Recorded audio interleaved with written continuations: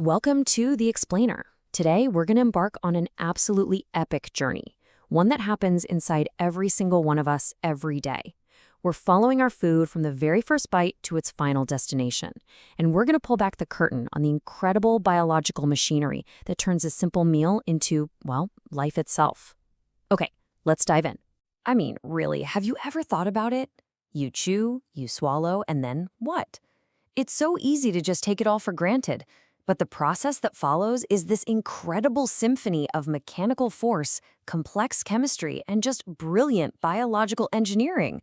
All right, so to really get a handle on this journey, you need a map. And this is it. This is the gastrointestinal tract, basically the long and winding road our food travels from top to bottom.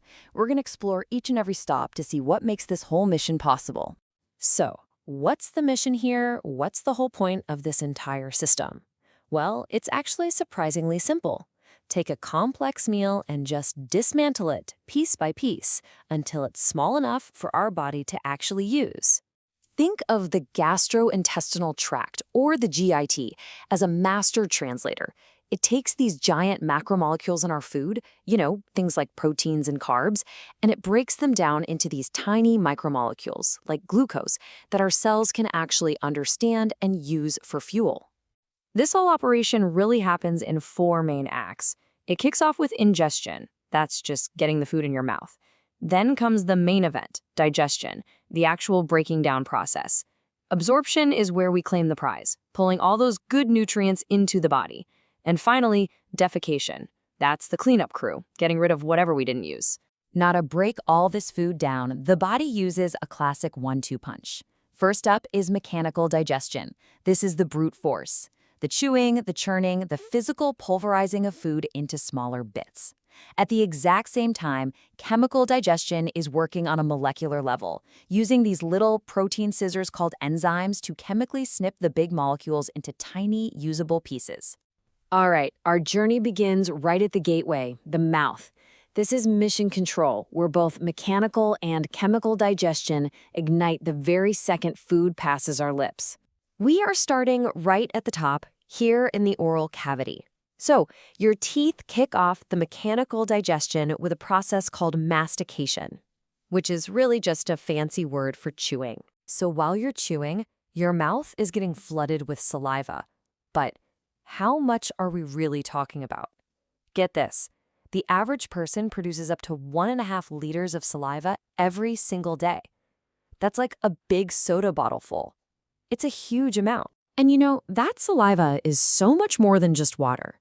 It's this complex cocktail. You've got mucus to lubricate everything, lysozyme to fight off germs, and, crucially, an enzyme called salivary amylase. This little chemical mastermind starts dismantling starches before you've even finished chewing your bite. Okay, so once the food is chewed up and mixed into a little ball, it's time to swallow, or what's technically called deglutation. It's really a fascinating 3-act play. The first part is totally voluntary. You decide to push the food back with your tongue. But after that, it's pure reflex. The next 2 stages are completely involuntary, a perfectly timed sequence of muscle contractions that make sure the food goes down the right pipe, every time. After a quick trip down the esophagus, our food arrives at its next major destination, the stomach. And let me tell you, this is not some passive holding tank. It's a dynamic, muscular, churning acid bath. Yet, inside the stomach, both mechanical and chemical digestion go into total overdrive. The muscular walls are contracting, just churning and mixing everything, while the stomach lining pumps out powerful hydrochloric acid and protein-digesting enzymes.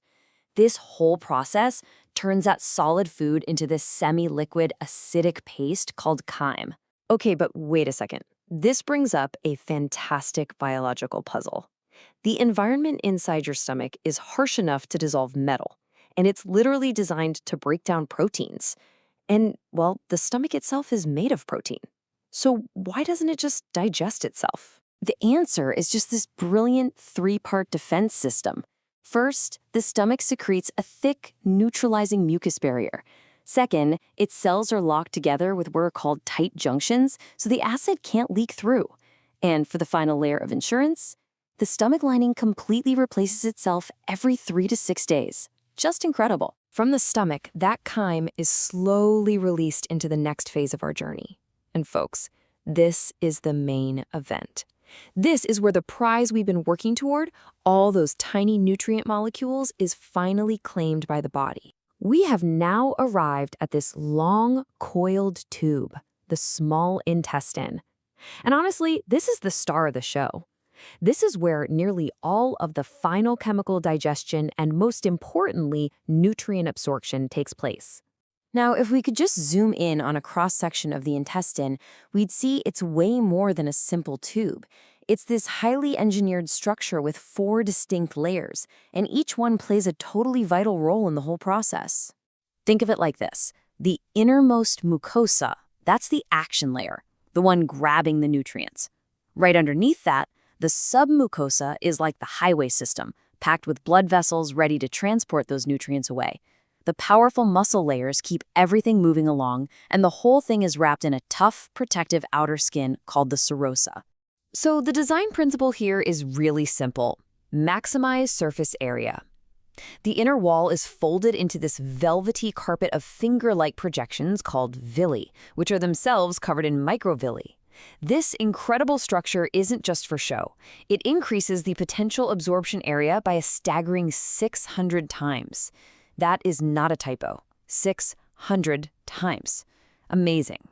All right, so after its long, slow journey through the small intestine, most of the useful nutrients have been absorbed. So what happens to all the stuff that's left over? Well, that brings us to the final leg of our tour. Our final stop is the large intestine. Its main job isn't really absorbing nutrients, but absorbing water. It takes the undigested leftovers, reclaims most of the water from it, and then compacts what remains into waste for elimination. And just like that, the journey is complete. It's a truly incredible transformation, isn't it?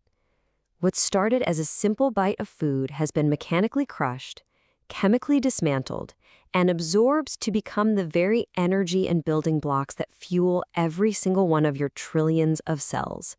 It's a process working tirelessly, 24/7 inside you right now. So the next time you sit down for a meal, maybe you'll think about this remarkable system. It's a great reminder that even the simplest act of eating kicks off one of biology's most epic journeys. The only question left is, what will you send on this journey next?